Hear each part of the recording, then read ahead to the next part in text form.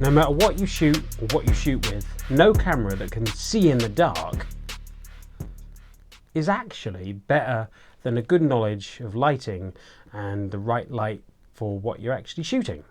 Back in the mists of time, or 2010 to be exact, when I first sought out the mythical object, the powerful battery-powered light that doesn't cost 50 grand, as it was known, well, kind of to me, there was actually not really anything. There was, however, some cheap 160 LED lights that took a handful of AA batteries, like 6, they ate them up, and they were, well, they didn't really light very much beyond the meter in front of them, like one of these things. And yeah, it's okay, but it's kind of crap. Ever since then, I've been seeking a portably powered, powerful light, and it's only recently that I found that Godox, that amazing, fantastic Chinese company that has brought us filmmakers so many incredible and useful and affordable tools, and they had made the SLB60W, a battery-powered LED light that costs around £280. It's still available on Amazon, it's still very good, and it is great. But it uses a proprietary rechargeable battery that costs almost as much as the light itself if you want to buy a spare. So Godox did great, but then they went one better by making the ML60. It's powered by standard mains electricity or 2 NP970 batteries, these things here.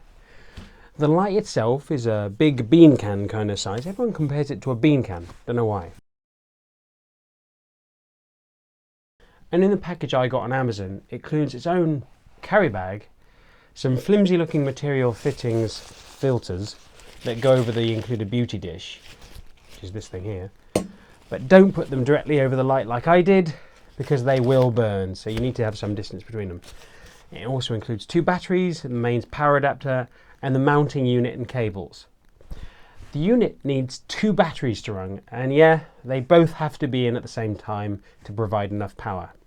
It's a shame that it doesn't allow you to hot swap the batteries so that you could have constant mobile power without any delays, but it needs the juice from both batteries at the same time to run. The trade-off is that you get a very powerful light in a very tiny body, and that really is small. I think you get around 1 hour at 100% brightness from my initial limited testing, but that may depend on the quality of the battery, because there are a lot of different batteries available. Either way, get enough batteries to cover your shoot time. The batteries clip into this unit here, and you can either mount it on the holder here, which then, if I do it right, like this, and you can either mount it on the top of a light stand, or if you like, you can handhold it. And with the use of this included beauty dish, you can have some control of the light and shape it the way you want straight out of the box. And yes, the package includes the rather nice padded bag to carry the lights in, this thing here, but the lights themselves have a mini Bowens mount fitting, if you can see it there. So you can only fit Godox's own beauty dish, which is included in the package, or their own diffuser, which isn't included. But with the use of Godox's Bowens mount adapter, the S2 Speedlight S bracket, which costs around approximately £25, you can then pop the adapter on your light stand, pop the light in the middle, and use your preferred Bowens mount light modifier. So it's not really a problem. I'm not a lighting technician, but to me, these give out a strong, clear light. They can be dialed in from 1 to 100% power, and it packs a hell of a punch for such a small unit. Do be warned, it might not look it, but these LEDs can get really hot, so don't touch them, be sensible, wear gloves. The light temperature is daylight, but of course with the right filter you can add warmth to that. The lights aren't exactly feature packed, with simple dials to control the power and the included effects. The effects are pretty limited to a range of flashing styles like paparazzi and lightning. But it's nice that they're there, if only for the occasional use that you might have for them. But these lights are functional, and they do exactly what I needed, allowing me to light a scene well and be able to add a Bowens mount and then control the light by the use of spotlight diffusers and diffusers and large diffusers, things like that, which you can just pop on the light adapter and then change light how you want depending on what scene you're doing. To my ears, normal operation of the lights is quiet, no crazy annoying loud fan. There is a more power sapping silent mode, but I've never really needed to use it. So how does it perform in the real world?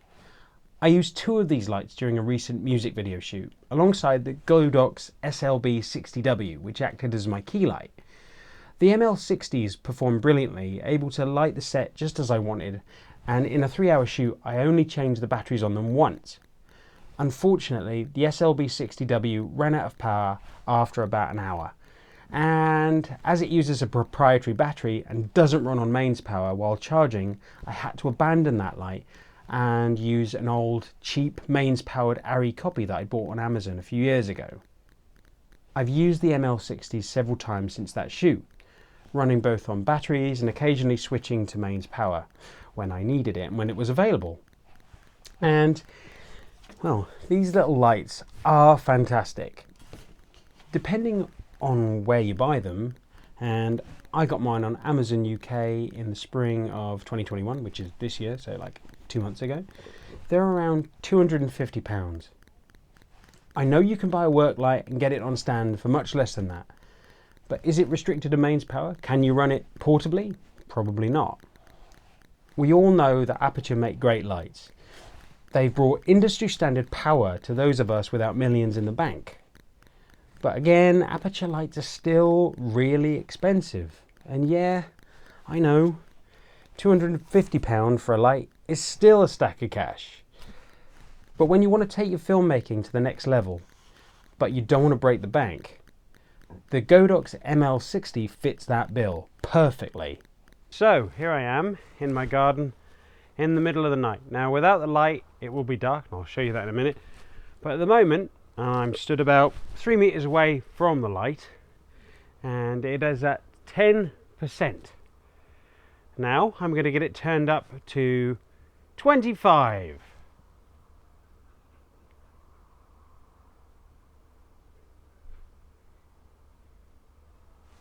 How's that looking? We're seeing a little bit more. Now if we go all the way up to 50.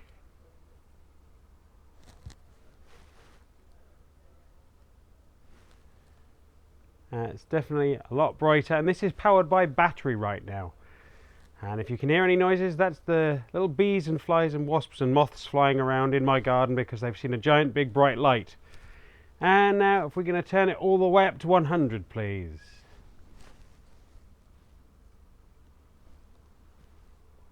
So as you can see, it does make quite a difference from a battery powered light from about 3 meters away. In a space like this, you can light a whole area just by batteries.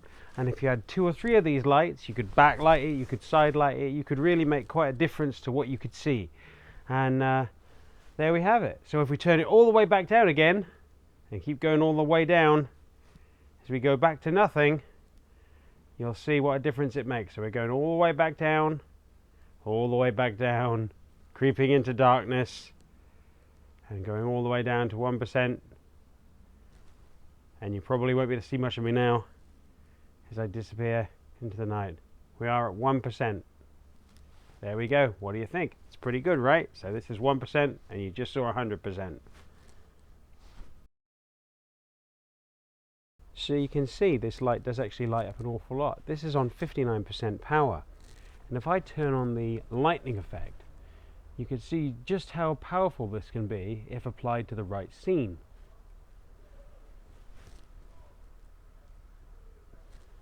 And I'm going to run into the field here and pretend that I'm lost in a blazing storm of lightning. Seriously, if I'd had these 10 years ago, it would have made a huge difference to my filmmaking. To sum up, of all the accessories you can buy for your camera, I seriously suggest that you make this your first purchase after the camera and lens.